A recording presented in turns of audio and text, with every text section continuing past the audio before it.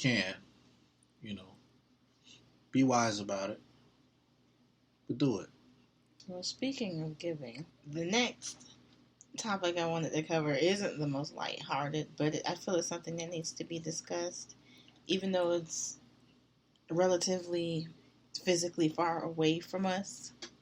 It is very close to home for me, and that would be the fire at Grenfell Towers in Brixton, over in London, England. Happened last week on the 14th. For those of you who don't know, the Grenfell Towers are a low-income apartment tower in London on the poorer side of town.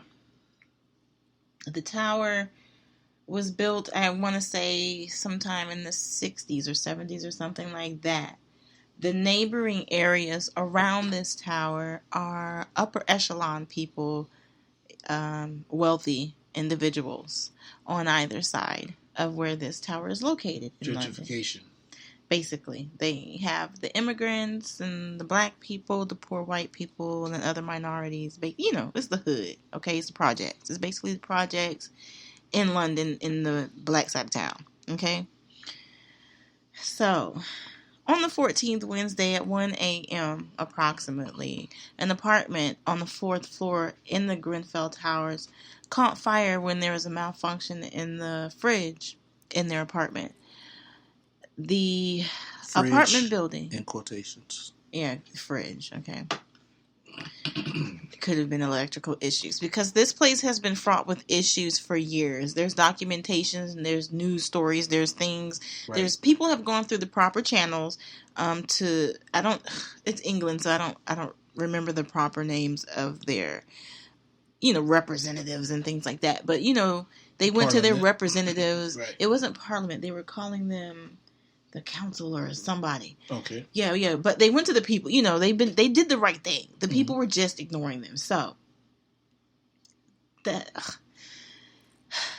these towers, maybe 2 to 3 years ago, the aforementioned rich people who lived in the surrounding areas thought the building was ugly. I think it was like a brown, drab color, and they were just tired of looking at it.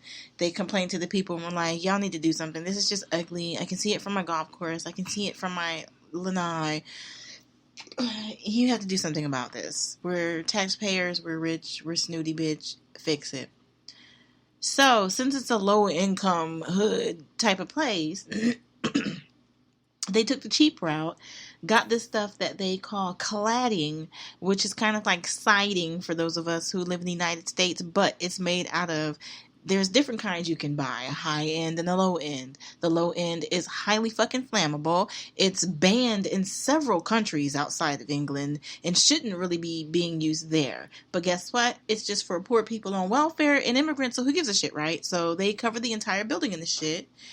So, last week on Wednesday, when this quote-unquote fridge caught fire, even though it was a concrete building that was designed to keep a fire within one unit, because they covered it in this basically fucking wrapping paper, doused in gasoline, the building, which is 24 stories high, caught complete ablaze from top to bottom within 15 minutes. On top of that, management did not have fire alarms installed. They did not have sprinklers installed.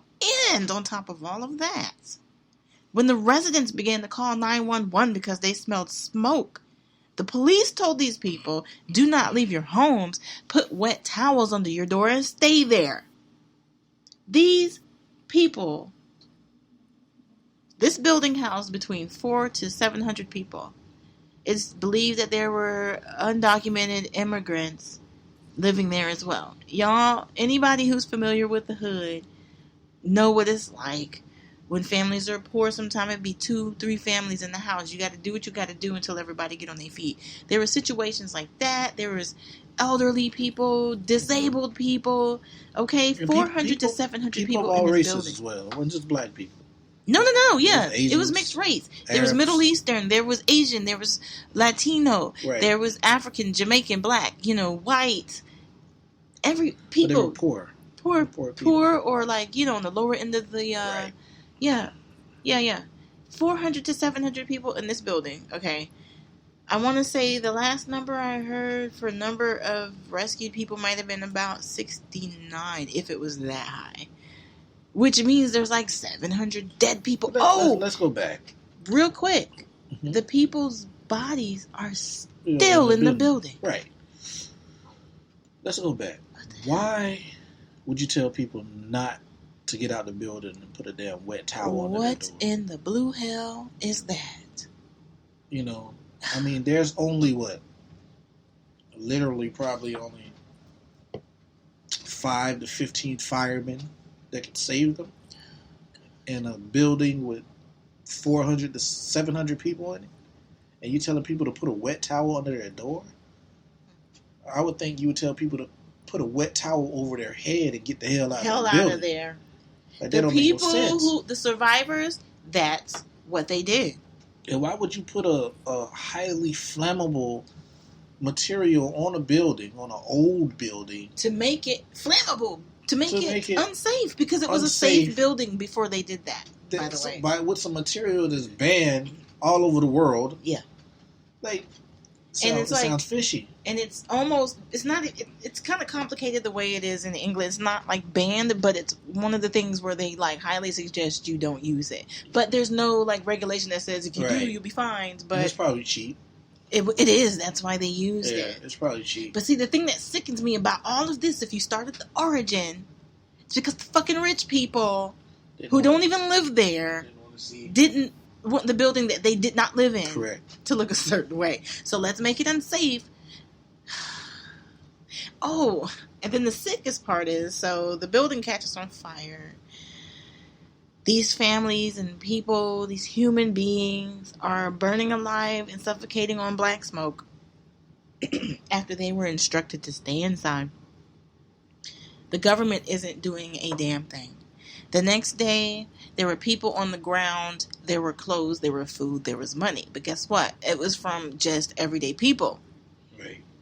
There were no officials. That was the running commentary. You can look it up right now. I'll supply links under this episode. You can look it up right now. The people on the ground are like, where are the officials? Nobody's helping us. We don't know what to do. Right. We're just regular people. How do we organize this? What do we do? Nobody's helping. Nobody's saying nothing.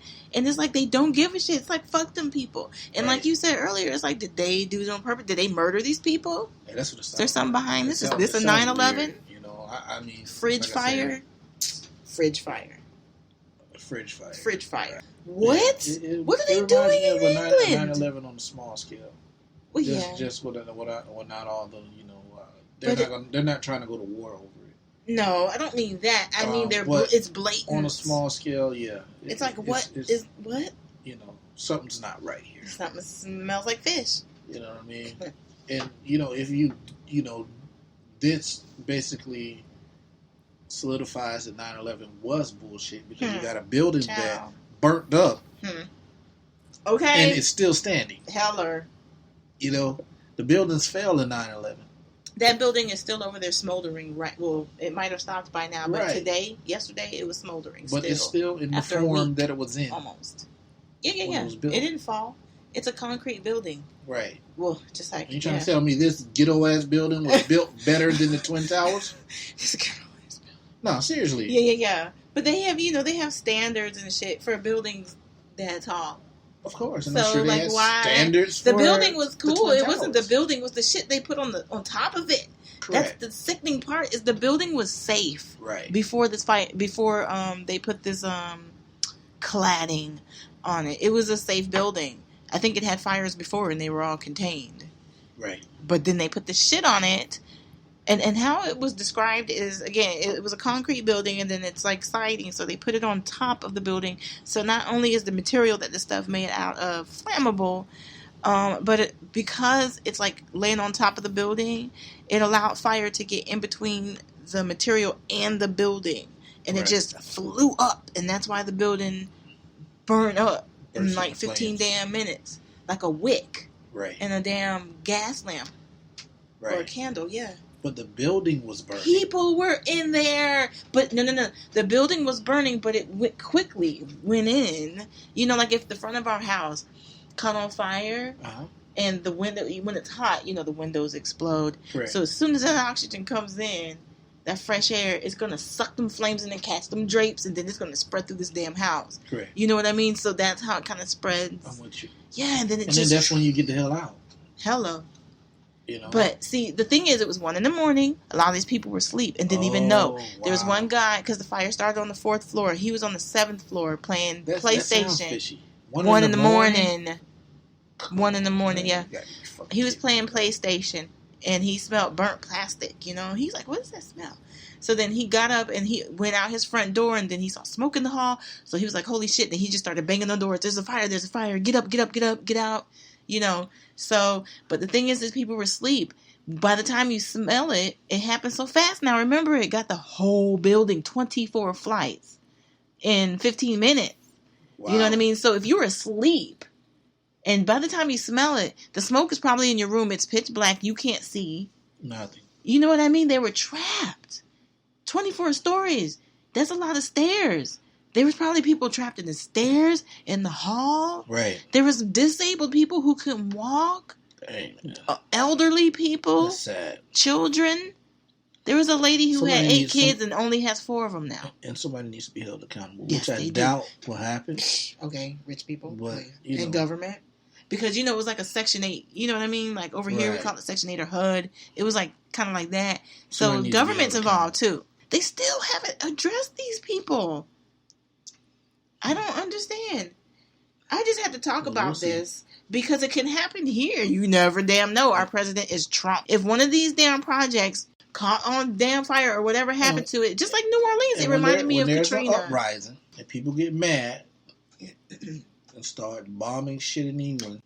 It's hard. It was hard for me to cover. It was hard for me to research to cover it today because, God, I just kept thinking there's people in there. There's people in there. And when you were telling me about it, and as far as the research, I couldn't even look at the story. Know. Yeah. You know, I just can't. There's a couple times I had to stop. Me off, and I just didn't want to go there. I didn't want my day. You know, I mean, I was able to separate, but it was just while I was right. You know, because you listen to these people's stories. You know, and the things, you know, the people who got out of the building would, you know, because when you panic and shit's on fire and it's hot and it's smoky, you can't breathe. You're trying to survive. That's like your human instinct kicks in and you go for yours. Right. And they made it outside. And then, you know, when you make it out and you're safe, that's when you kind of click back and they would turn around and their mom would be gone. You know, their son, brother, whoever would be gone. And then they'd be like, oh my God, where's so-and-so? And then by the time they turn around and look at the building, it's complete. Yeah. That's the part that killed me inside. That could not have been me. I would die. Right. You know, if that was me and my daughter and my son and you, I don't have eyes on you and this building is burning like that. And oh my God. You know, and then they showed people in the windows like flashing flashlights doing the SOS and Morse code. Like I'm here, like all the way at the top. You know they didn't get out. They didn't get out. If they're on the 24th floor. That shit was tough. This shit needs to be talked about. It should not be swept under the rug. It should not stop. It's in England and we're in the U.S., but geez, man, these are human damn lives. And their government is just turning their freaking back on them? While the whole world watch these people go up in flames, literally, and families be torn apart. People begging and pleading. They don't even have a list with people's names. So people are technically missing, which everybody kind of is like, you know, they're dead. You know, but they don't, you know, when it's your relative, you hold out hope. It seem more like some kind of sinister some contrived, shit. Some setup. Yeah. You know? Who knows, bro? Who knows? There might have been a big ass sacrifice by fire. The only thing that gives me any comfort is all of those people are in a much better place right now. But my heart goes out to the people they left behind. Because not only do they have loved ones they lost, they have this traumatic ass experience to live with. They're going to need counseling. Big time. My God. They'll probably have survivor's guilt and shit. Post-traumatic stress for sure. Oh, yeah. Yeah, this shit definitely affected me. I don't know why it personally touched me the way it did, because I'm not from England. I had a couple friends and stuff from there, but I'm pretty sure they didn't